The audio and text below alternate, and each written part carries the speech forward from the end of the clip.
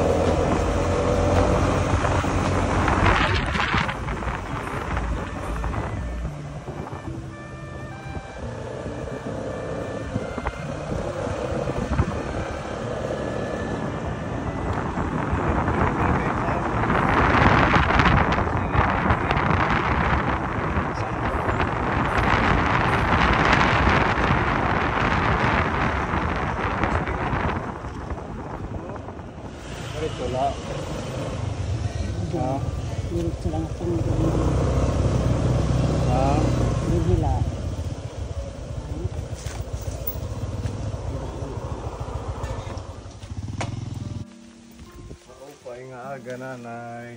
Okay man. Kumusta ka din eh? Nagkakay. Ha? Kung gadaag na makalaroon. Pwede sumulod? Pwede gad. Pasok daw tayo kaponi.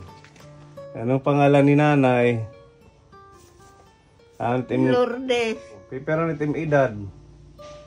80. 80 na siya. 86 o 88. 87. Nakausap na po namin nung na-scout namin siya. Ma-88 siya ngayong Mayo. Eh, ba't sabi niya 80? Ano na siya, makalimutin na siya. Meron na siyang, Kulianin na. opo, tawag niya Alzheimer's. Kumusta ka naman din, Hinanay Lourdes? Makaluluoy. Makaluluoy daw, nakakaawa daw siya dito sa kanyang kalagayan, Kaponi. Bakit wala kang anak dito nakasama? Waray nim anak din nga upod. Ano dida? Tinatagang kahing pagkaon. Kay may nga nira. Pag meron, binibigyan ka naman. Tinatagang ka, pinakakaon ako. Dito siya natutulog. Pipirit im anak. Ba? Manoy. Pera. Tutulo. Tutulong nga tanan na. Hain naman im asawa. Waray. Waray na. At napatay. So oo sa kala din he, di ka inuupdan hitim apo. Kay danay ga hira. Minsan daw sinasamahan siya. So paano yung pagkain mo? Hitim pagkaon kada adlaw. Kaya pa ni magluto. Tinatagang kanala. Hindi niya na daw kaya Kaponi magluto. Binibigyan na lang siya ng kanyang mga anak ang nagbibigay. Opo. Ayun, meron kang wheelchair bago. Hinon hinatag itim wheelchair. Ganda itak mga babae. Itim anak. So ganito ang kalagayan niya dito. Mag-isa lang si nanay Kaponi. Ayan yung bahay niya. Kaya pa ni maglakat. Diri na. Meron na. Din hinala, nagtitinambay nala. Oo. Namahaw ka na. Nag-almusal. Waray pa. Waray. Wara ka pa dudulungihan ni anak. Dinulungan ka. Danay ka. Dulungan. Saan? Elsie.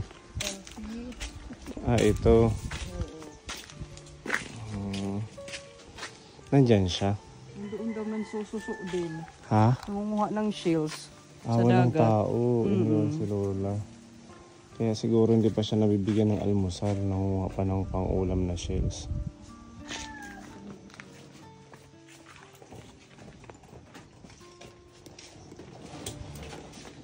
Ayan, nalalanggamin ka na. Huwag na yan, may langgam. Jadi nala.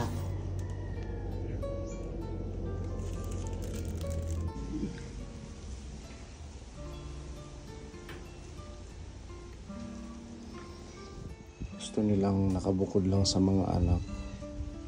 Swerte pa din ni Lourdes kasi malapit lang dito yung mga anak niya. Abot-abotan siya ng pagkain.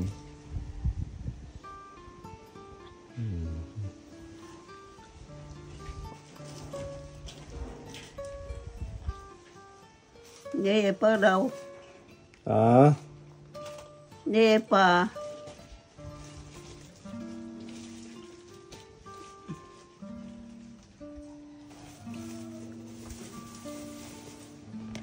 Nagda-diaper ka na lang? Kay danay ka. Minsan daw nagda-diaper siya. Danay ka akin. May ara. Pag meron. Pag wala, dito na lang naihi. Ayan, meron tayong dalang ayuda sa kanya Kaponi. Galing po ito kay Kuya Donald. Meron tayong biniling mga biscuit niya. Tapos tawag dito Energin, noodles, gatas. Tapos may itlog tayong binili, may tinapay, may bigas na 10 kilo. Ito bigay po ni Tita Nini Borlagdan. Panhaplas. Din pag masulit siki, bubutangan, ano? Ayan. Ito may pinapabigay si Kuya Donald sa'yo para meron kang stock ng pagkain, nanay. Meron tayong Milo. Natimpla ka pa, Hen? Natimpla pa daw siya. May gatas na Bear Brand Adult Plus.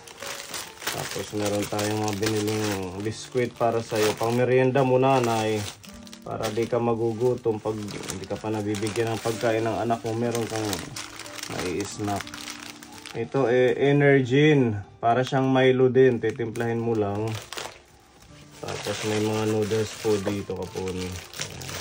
Igpapaluto na lahat im anak. Para sahugan nila ng malunggay. Masustansya na yan. Yan.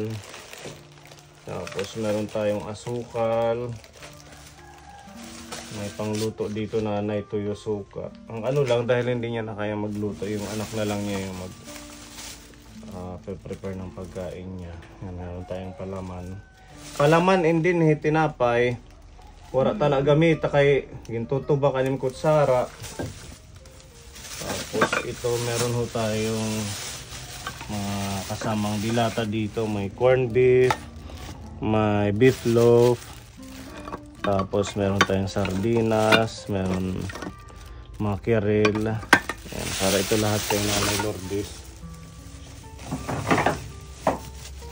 Tapos may dadidikuan, miswa, udong meron din at saka sibuyas.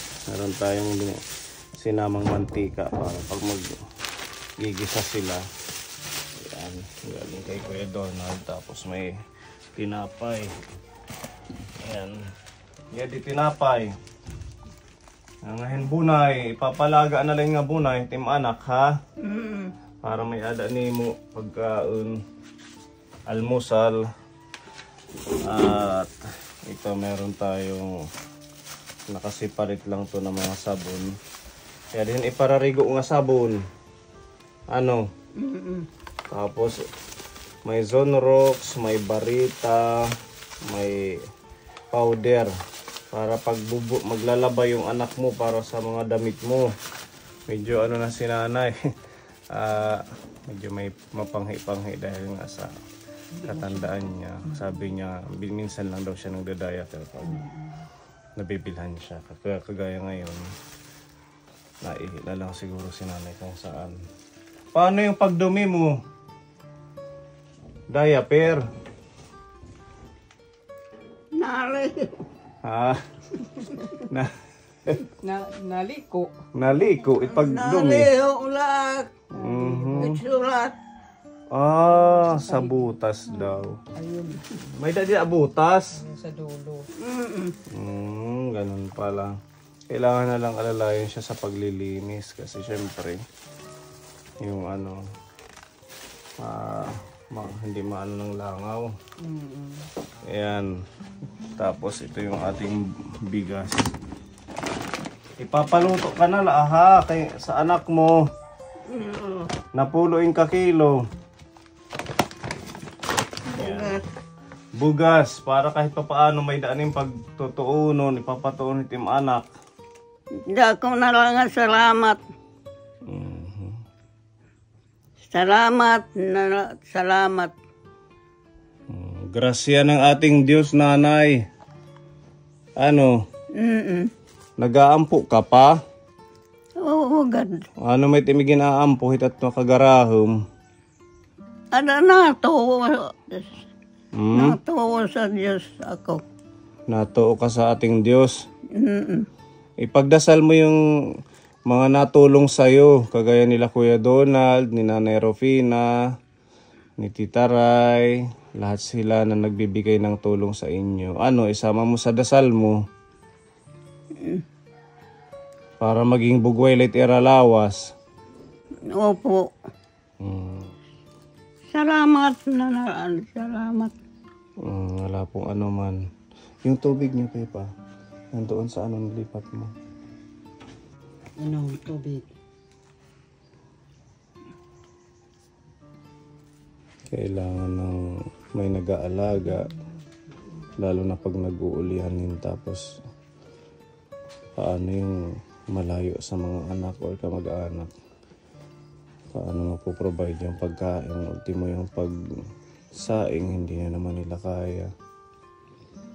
Kaya swerte or blessed pa din yung mga malalapit yung anak kagaya ni nanay. Dahil naabutan siya. Ano, Pepa? Opo. Ito pala si ate. Kayo po ay... Ha? Biyanan ko pa siya. Abiyanan mo si nanay. Saan ang bahay mo? Dito po, Harayo. Medyo malayo dito. Kumusta naman si nanay? Okay naman. Okay naman po. Naalalayan nyo naman siya sa pagkain. Opo. Anong trabaho mo, ate? Magpabaras po. Nagkukuha ng buhangin sa ilog. Yung asawa mo, Dito po, construction. yan yung anak ni nanay. Opo. Ba't hindi na lang siya sumama sa bahay ninyo? Ayun naman niya eh. Ayaw niya. Talagang gusto nilang mag-isa lang, solo lang, kagaya ni nanay. Napansin namin yan sa ibang mga seniors na nililingap natin. Kahit may mga anak, gusto pa din mag-isa. Ang nahihiya daw sila. Nahihiya na... Kasi pag doon din siya sa bahay, wala naman ako lagi. Ngayon lang ako nandito eh. Lagi kang nasa trabaho din. Kaya si nanay dito na lang mag-isa. Pero sa kanya tong bahay. Opo. Ay, sa kanila ay ng anak niya. Walang asawa. Ando sa Manila. Thank you ha, ate. Hindi po. Uy.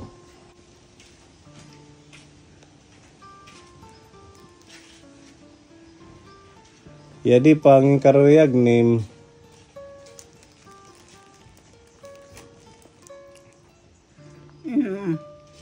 Inumilaan na yung tubig.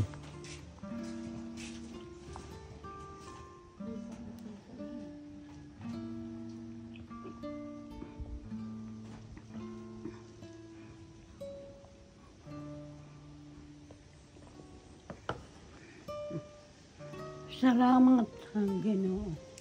Po. Welcome po, nanay. Napool.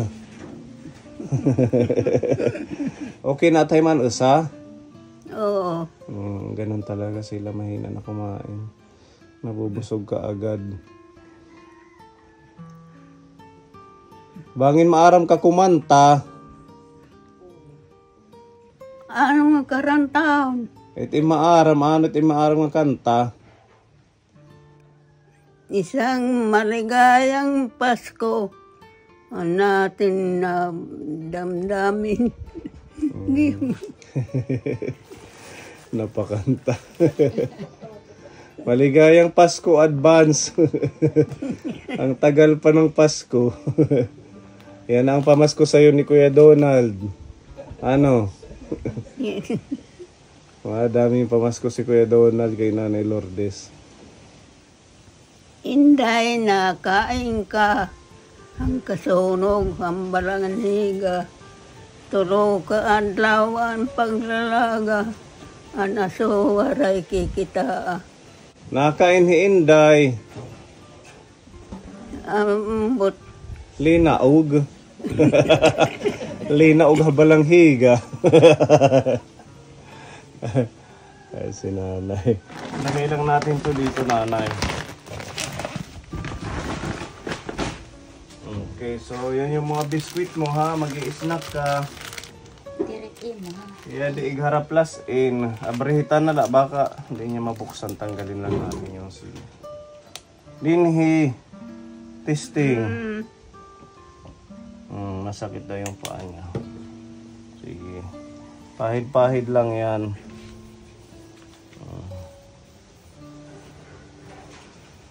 Buti ay lang niya, BTS.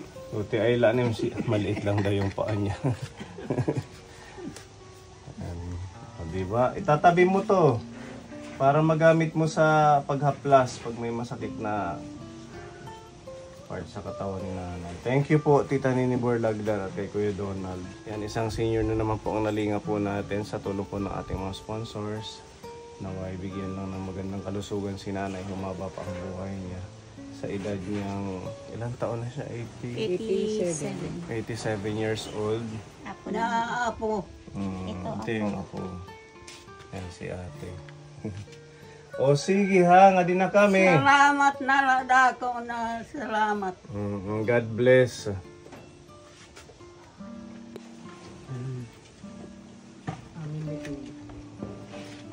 Agi daw, nagsasarayaw ang bitaw. Agi daw. Na-scout ni Sayaw ang Ate Ruby. bukaw. Aming kita kan lola. Ayan. O pailanera. Ano, lola? Ang layo pa na ito, nahanap niyo si Lola, Ate Ruby. Opo. Kadulong barangay ng may dulong. Kaya nakita po namin si lola na nag-iisa. Nando doon sa pinaka ng kanyang banig, nakaupo. Yan yung banig niya. Oo. Ano? Okay, sige apoy. Sige. Bye-bye na. Salamat na. Opo, welcome. Dako na lang salamat.